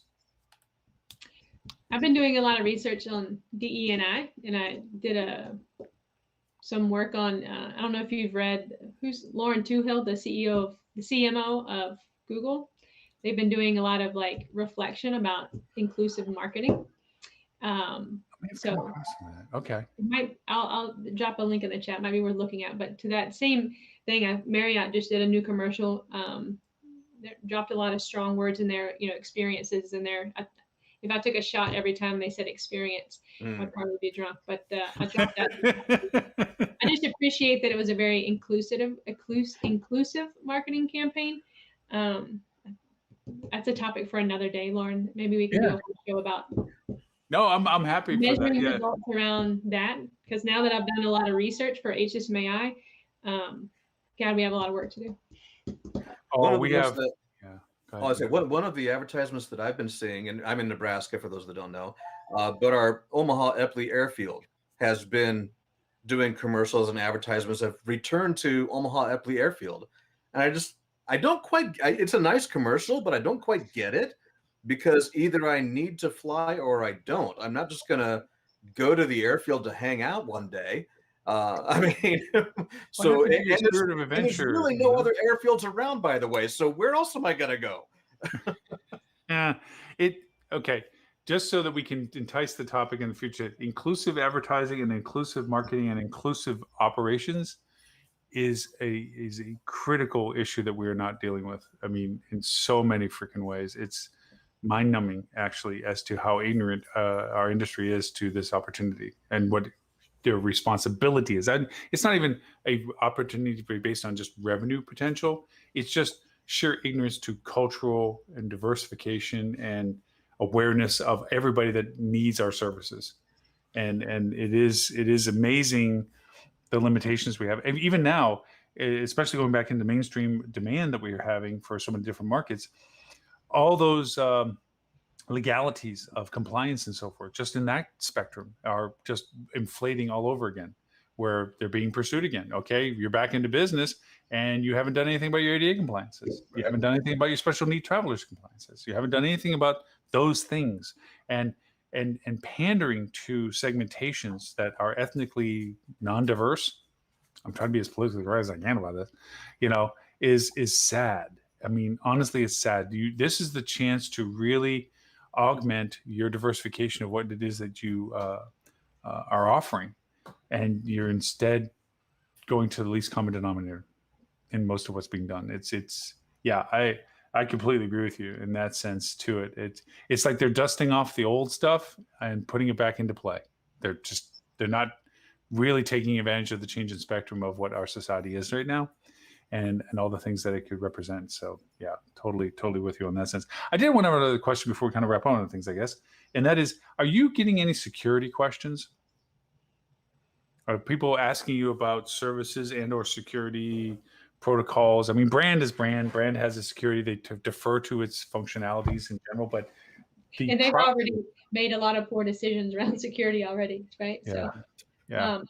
I have not. I mean, other than my business insurance is really trying to sell me a separate cybersecurity package, and I tell them because we're not a booking engine, because of we're not in a place where we're collecting any guest data that could be, I wish I had the guest data but we're not getting that guest data. Yeah, this came up in previous live shows for me, but I talked about it on Clubhouse as well too. I have always kept cybersecurity insurance over the years for a variety of reasons. One is we have confidential access to clients and so forth, their accounts and and so forth. And a lot of the data that we share back and forth, reporting and things like this, I have them on encrypted servers and all, but from an insurance perspective, and I just had this adventure, Dean, you've heard me talk about this, where my annual renewal was almost a third more this year. And I'm like, wait, okay. So we started going in and starting to see what we do is comparative. And we found other companies and that they would look more affordable. Like, oh, this is great. Until we get into the nitty gritty of proposing what we were asking for coverage. Oh no, we can't know. And the price goes up to what we're already having. turned out there was a lot of things that we said we did as services that were interpreted completely different by the insurance companies. Like when I referred to due diligence. Okay. Well, the insurance company read that, oh, you have control and access to assets. Oh, No. Due diligence, what you're thinking is not the due diligence that we're doing, and breaking those things down, but also just from what's been happening, hacks that have been happening with companies. The first thing that these companies, I saw it in the news recently, the cybersecurity business is a $48 billion insurance business right now for 2021. Just in the premium costs that are going on. It's astronomical, the cost to it. And what these insurance companies do, because of the legalities to it, they pursue who had access to this account. And just by the merit that having access to the account puts you into the fray of what are you doing protocol-wise. And the other thing I noticed with my insurance when I was going through and looking for alternatives, it used to be checkbox stuff. Do you have a protocol for handling passwords? Yes. That's all you asked for a year ago. Now it's like, great. When was it last tested? What platform do you use? And what's the result of the testing? Please provide an attachment. And you're like, oh, so it's just not saying yes. It's like, yes, and I got to show all this stuff. And so it's really become more and more refined as to the insurance requirements with it. And a lot of these companies, I mean, I started asking this question of the clients we have with, a lot of them don't have security insurance and or security protocols and or SOP for it or anything like that. They get hacked and they get into a ransomware situation or any sort of malware attack or whatever, they're just screwed in a lot of ways. And I was just very surprised by that. And finding out some things from brand relationship, if the source of the intrusion is not from brand has no hands on this. It's at the liability of the management company and or the ownership and or whatever entities are engaged. And brand is like, not my thing. Not me. Yeah. Yeah. So I was just kind of curious if you're getting answers and questions like, because there's some pretty cool platforms out there. Now as soon as I say them, I can't remember the name, but they filch test. You get into their SMP and STMP protocol for the company you're dealing with, and they send out testing. They first off do training. Hey guys, avoid these emails. Hey guys, avoid these SMS messagings. This is the things to look for, so forth. And then they go out and test everybody to see, did they learn from the training? And they track down who didn't. Like, I'm sorry, Dean, you opened that email that we told you not to open. And unfortunately, it was just a test of ours, but this is what could have happened. So they try to also do the repetitive testing protocoling afterwards. So, but it was funny because, of course, it came up on AppSumo first. I'm like, oh, this is great. Quickly came down because they sold out. Then they offered the year only. Now they offered out that they have no availability of scale right now. You can't get this product because they just don't have, the demand was so massive. They don't have the ability to scale up to the demand right now. I was like, wow, impressively scary that their demand is so high. But it's like, but there are other tools out there. They're just more expensive to do that kind of stuff. It's just curious. All right, wait a minute. What's the HSMAS stuff you threw in? Diversity. Cool. I'll put that in the notes.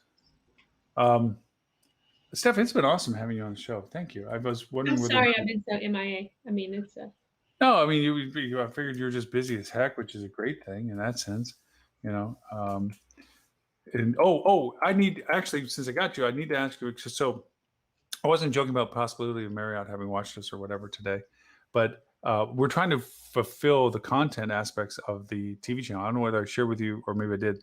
We're now on Roku and Google TV and Amazon Fire Sticks, and we're on Apple and Google and everything else. We're on all the platforms. We're like a channel like Netflix is on Roku and stuff. You just can sign up for Hospitality Channel.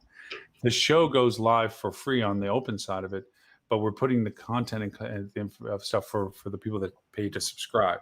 So if there's anything you want to put on this channel, you are more than welcome, because we have two channels basically. We have that, and then we have Hospitality Channel.tv, which is a linear TV programming that we put the live show replays on and the archives, the podcasts on all that kind of stuff as well, with the video component to it. So if there's stuff you want to put on there, or just, hey, this episode of the show is brought to you by Cogwheel Marketing, throw me a video snip if you want, and I'll throw it in there as just a dialogue on it, because it's a 24/7. It's the only, and I mean this sincerely, I looked everywhere possible, the only 24/7 hospitality TV channel right now. Would you take content that I've already recorded? Yeah, of course.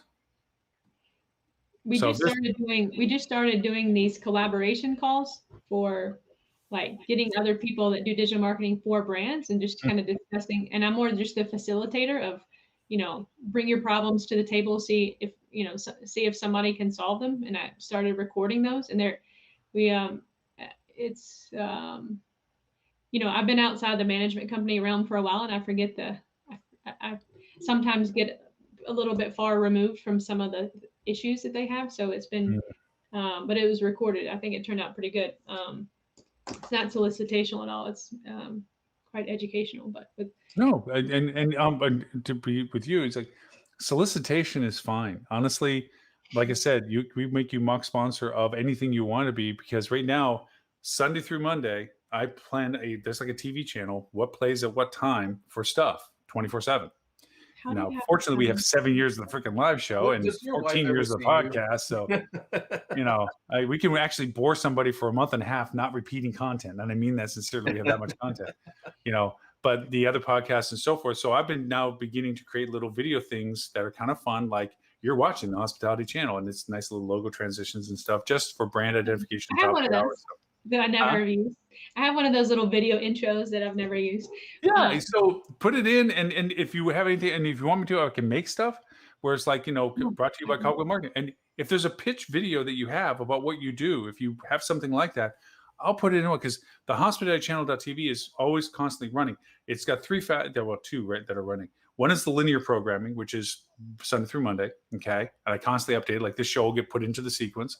And then there's the on-demand version of it, which is I want to look up, and I'm starting to categorize what the demands are. Like I want to look at all the co-hosts from 2016, 2017, 2018. I can see all the co-hosts, and I can play different shows like Netflix. Like I want to watch this show. On the Roku, Google, Amazon, Apple TV portion, which is a subscription one, that content is more relevant to training, learning, and value, because we're asking $4.90 per month for people to subscribe to it, because everybody it's a cost to it. We have a free side, which the live show runs on, but the paid side is the more relevant content. So if you have something that you think would best promote what you're doing content-wise, like something like you just said on there, then we could throw it on, and it's an on-demand thing. They go in there, they subscribe, they pick what they want to watch. And that's kind of where the Marriott conversation is coming, because we're talking about restaurant or food and beverage having what's called a story line that they have their content on. So if you want to watch this show, there's all these episodes in that show, in that playlist that you can watch. So it's pretty cool. I mean, as weird as it sounds, I'm like totally stoked that we have the only hospitality TV channel. It's not. It's kind of like a great point. It's not a food channel or a travel channel. It's for the industry. So. Well, and I should introduce you. There's, who put out some great video content is Revenue Hub. They put out, I don't know if you ever watched their stuff, but they do a really good job with their video editing and things like that. And I also know at Marriott who's like the director of education for the marketing department. So they have a podcast, MDS's podcast, but they put out some really good content that it might be worth. I mean, right now it's a matter of getting, it's cart before the horse stuff. It's like, in order to get great content, we need an audience to verify the content, but also the same token, to get an audience, you need good content. So for me right now, at the stage of the process is everything's running. It took me months to get this thing. I mean, it was amazing, the granularity that all these platforms require to authenticate your ability. Because right now, if you go on your Apple phone or pad or tablet, we're an app. A hospitality channel is an app. If you go to Apple TV, it's a channel you can get on Apple TV. If you go to Roku, same thing. If you go to Google, same thing. If you go to Amazon Prime and also on Fire Stick, we're a channel. Just like if you're downloading the access to Netflix or any of these other ones.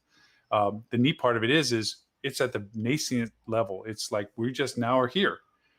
The content's going to dictate the interest. What do we do?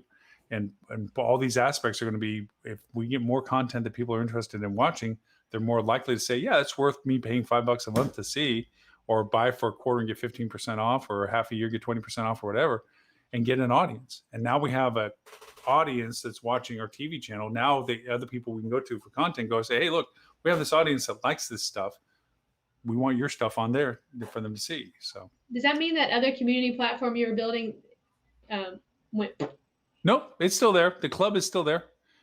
We're building the club as a part of the value of the club is that they get to have the channel as a part of the membership. But the club price has changed a lot, because I realized rather than trying to do it as a monthly that was a price point for companies, like $250 a month wasn't a big deal. Now it's $49. It's like, look, you go on and off, in and out, depending upon what you want to learn. The deal of it is, though, is that the more you stay with us, the more libraries available. When you jump in and out, you're only available to the library that you're currently subscribed to. But if you stay subscribed, all of the historical library stays. So but the TV channel is just a value proposition to the people that join the club. So it's a mix. I'm trying to go over and change the mix. Anyways, so anything you want to just, we can talk sidebar, whatever you want to put on. Anybody you want to connect to that thinks has good content, we can all talk about it and get that on there too as well. So, okay, with that in mind, keeping this at a 2-hour happy point, Mr. Dean, where can people find you and where can they listen to you and all this other cool stuff? MetaSearchMarketing.com or BasecampMeta.com. You can also tune into the Heavy Meta podcast. Also recently working with HSMAI now as part of their educational content. You'll find a section that talks about MetaSearch and getting your game up on MetaSearch. So stay tuned for that. Working on some new content, which you know about. A couple of things we've actually alluded to today, one of them being the Google's bid levers for date-sensitive bidding, right? So I want to be more or less aggressive. And I'm also going to be doing I did a TripAdvisor Plus video back in March when they first rolled that out. The pros and cons of TripAdvisor Plus you can find on YouTube. And a lot of things have changed since then. So I'm going to be doing a 3 months later version of that. Some things they fixed, some things they didn't fix, some problems that have arisen because of some fixes and so on. And we'll take a closer look at that. So a lot of exciting things going on. Cool. Hey, Steph, if you have anybody, by the way, sales-wise, I'm looking for an additional host for the sales podcast. I want to diversify up the hosting that we have for the sales podcast, guest hosts, if they want to take over an episode of the sales podcast for whatever they're talented with, by all means, Dean, you already know, but I mean, just, if you have anybody in mind that would like to host a pod without the obligation of being stuck all the time, but just have an episode that they want to talk about what they feel is valuable, by all means, let me know. But for everybody that wants to know about you and Cogwheel Marketing and all the amazing stuff you do, where can they find you? I have somebody that I'm thinking that I would highly recommend. But with that said, Stephanie Sparks Smith on LinkedIn, cogwheelmarketing.com. And then my plug being that I am currently in development of creating a cross-brand reporting platform that pulls information from all the major brands with web data and then incorporates the paid data, Expedia, Cody, into one place, pulls with different information. So it took me a while to find a developer that could do what I wanted to, but you can basically pull data, monthly, weekly, daily, if you wanted to, into this dashboard. And if you know, Lauren, how lovely it is to work with pulling down some of those reports, but I've figured out a way to. Wow. Congratulations. That's like holy grail conversation. Like, man, we do that, right? Man. Oh, that definitely. Yeah. As you're getting closer to it, or when it finally rolls out, totally got to focus on getting, we do a show where it's just like, tell us what this does and how it does and stuff. Because I'm looking for a proof of concept, somebody to be my guinea pig, because I've done most of the development work, but I feel like each management company has their own KPIs they look for, and the visualization of that data can be customizable. So I need somebody that'll give me all their stuff now that I've kind of built it out and said, okay, this is what we want to see and how we like to see it. How many different brands do you want to try to put together? Right now I have Marriott, Hilton, IHG. Okay, I might have a candidate for you, and I'll definitely introduce you to them in the sense of whether or not they would be. I think they'd be more than willing to think. They're very keened in on aggregation of information and consolidation of. They're trying to also grow as a management company from what they've historically been doing. They want to take this as an opportunity to grow. So having this capability as a calling card for their future dialogues. Well, the nice thing about this is my partner in this already has an ops dashboard, so they already pull PMS data. They already pull STAR data. They can integrate with any accounting software. So if you think about there's the data piece of it, then there's like going a step further and like comparing budget to forecast spend versus actual. Like we have that functionality built out because of the other operational components. I mean, you can obviously buy the marketing free standalone, but when you talk about total integration of of data points, it takes it a step further as well. So wow, okay, yes, we do have to have many more conversations about that. Cool. For everyone to understand, we have migrated the show over permanently now to hospitalitychannel.tv. We will keep it going at hospitalitydigitalmarketing.com/live just as a perennial transfer over of archive data. But our main focus is that you can watch this and all previous episodes at hospitalitychannel.tv. That plays 24/7, straight up channel. We'll be adding more pages to it, which will have a different diversity of content choices. We're also available for those that we talked about on Roku, Apple, Google, Amazon. And if you want to see that in a website form, the vanity site that's located is talktravel.tv. There you can see what it looks like on all the other platforms. If you don't want to go on those platforms to do it, it is an app, so you can get it on your Apple and Google and all the rest of the platforms. With that in mind, if you'd like to see the previous episodes, including this one, and if you need to translate, we translate it in 11 languages. You can watch it on YouTube with the closed captioning on the other alternative languages. We also recast this at a more equitable time for some of our time zones. APAC and in EU, we do it 11:30 a.m. Eastern Wednesday, corresponding to the time zones for Sydney and London. So that goes back out onto those platforms as well. And we are on, as we always have been, on Facebook, Twitter, LinkedIn, YouTube, but also we are now also on Xbox and PlayStation through Twitch. So we're multicasting on those as well. And also, as I said before, the 4 large TV platforms. So we're like, can't hide from us anymore. So, and if you have any questions or comments about the show and or feedbacks and or content you would like to be or like to be a guest host on this, you can reach out to me at lauren@hospitalitydigitalmarketing.com. I answer each and every email regardless of the channel from it. So please contact me. With that, Steph, it was great seeing you again. I'm totally fascinated with what you're building, and I'm totally stoked about whether or not I can participate in that as a guinea pig in future tense. And all that cool stuff, and any content you want to share, and any ideas for sales podcast people and so forth. Dean, I will probably talk to you a dozen times next week anyway. So with that in mind, thank you everybody for having joined us today. Everybody in the audiences, different channels. We'll see everyone next week, 11:30 a.m. And you can also join us in Clubhouse, noon, Monday through Thursday, and also 8 a.m. Edward St. Ange runs a room for hospitality marketing on Clubhouse as well, 8 a.m. Monday through Friday. So you got us everywhere. All right. I will talk to you all another time. Bye, guys. Okay, see you. Bye.